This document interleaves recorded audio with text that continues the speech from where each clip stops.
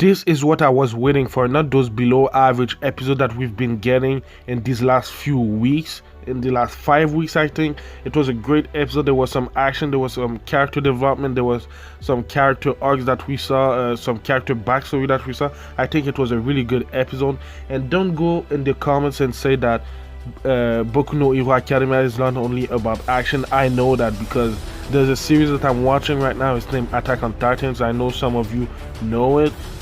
There's not a lot of action going on right now, but there's a lot of story arcs, character development, information that we've gotten in this series that and there's not a lot of action, you know, so don't go in the comments and say it's not only about action. I know that, but there wasn't any intensity in what they were going.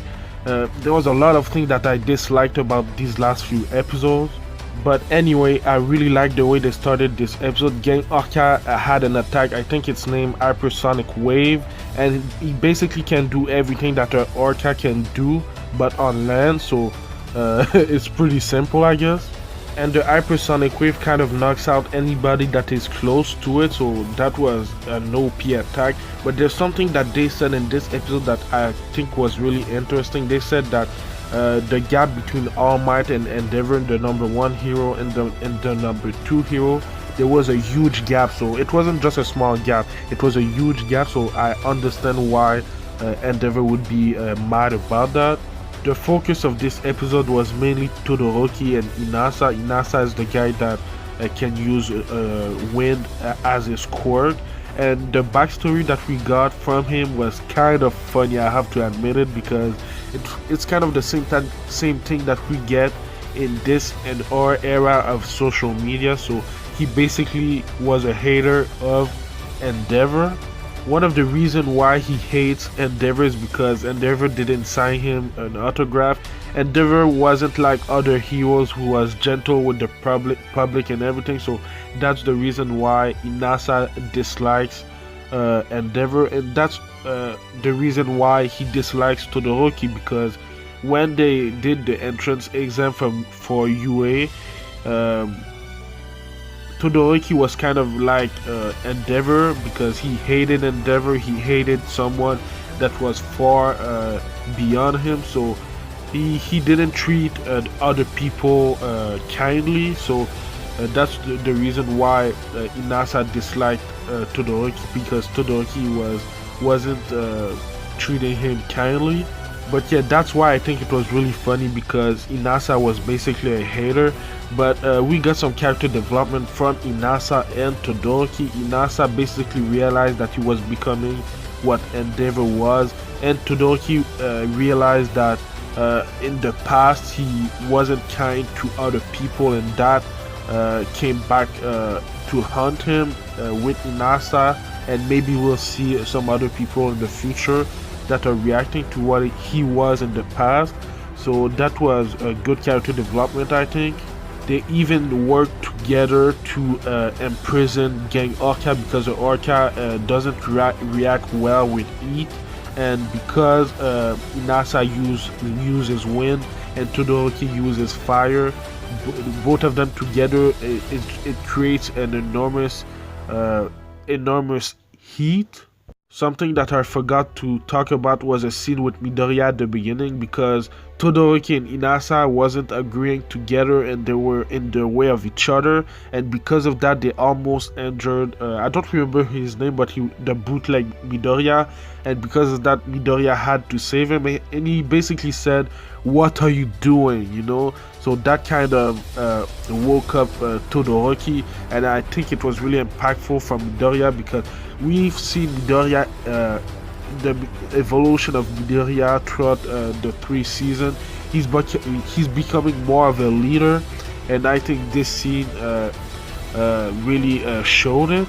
The animation was great when we saw Todoroki use his left side. He actually used his left side and right side, ice and fire, at the same time. So that's the first time that we've seen him use them since I think the Stain fight. He wasn't using it a lot because he's not used to it, he had to train for it. So now I guess because he wasn't moving, it was easier for him. And we saw Inasa use his wind, even though because he was weakened, but he was weakened, but because both Todoroki and Inasa was combining their powers, it kind of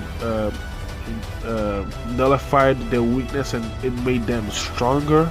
Of course, it wasn't enough to imprison the number 10 hero, so the number 10 hero, Gang Orca, was actually escaping their attacks, but Midoriya came in for the final blow. And this is crazy. I know he has one for all, but with his attack, with his shoot style, he actually cracked the armor on the arm of Gang Orca, so that was kind of cool to see. Even Gang Orca was surprised. I think he knew who Midoriya was, obviously, but because everyone of the civilians, the fake civilian, was saved, the test ended. So the way that it ended was kind of anticlimactic because they were right into the action, you know, and it just ended like that. If it was real, it would have continued, but the way it ended was kind of I really didn't like it.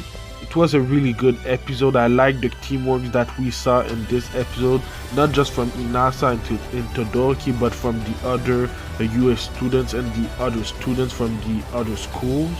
Like I said, I'm not saying that the other episodes of Boku no Hero Academia was trash or anything. I'm just saying that even without action, it's supposed to be good, you know, like Attack on Titan is doing.